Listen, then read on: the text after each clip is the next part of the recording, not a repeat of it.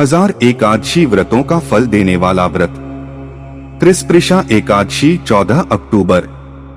एक त्रिस्पृशा एकादशी के उपवास से 1000 एकादशी व्रतों का फल प्राप्त होता है तथा इसी प्रकार द्वादशी में पारण करने पर 1000 गुना फल माना गया है। इस एकादशी को रात्रि जागरण करने वाला भगवान विष्णु के स्वरूप में लीन हो जाता है।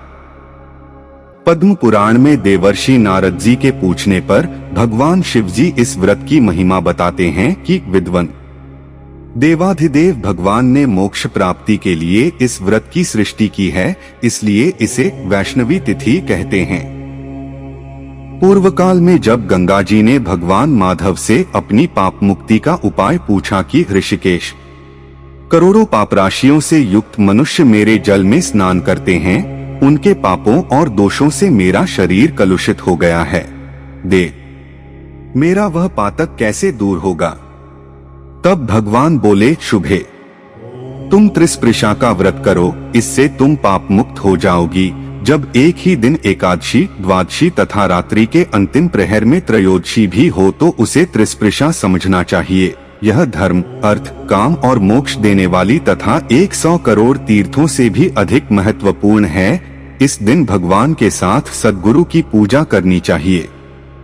यह व्रत संपूर्ण पाप राशियों का शमन करने वाला, महादुख, खोण का विनाशक और संपूर्ण कामनाओं को पूर्ण करने वाला है। इस त्रिस्पृशा के उपवास से ब्रह्महत्या जैसे महापाप भी नष्ट हो जाते हैं तथा 1000 अश्वमेध और 100 वाजपेय यज्ञों का फल मिलता है। यह व्रत करने वाला पुरुष पितृकुल, मातृकुल तथा पत्नी कुल के सहित विष्णुलोक में प्रतिष्ठित होता है। इस दिन द्वादशाक्षर मंत्र नमो भगवते वासुदेवाय का जप करना चाहिए। जिसने इसका व्रत कर लिया उसने संपूर्ण व्रतों का अनुष्ठान कर लिया। करोड़ों तीर्थों में जो पुण्य तथा करोड़ों क्षेत्रों, पुण्य स्थानों में जो फल मिलता है वह त्रिस्पृशा के उपवास से मनुष्य प्राप्त कर सकता है।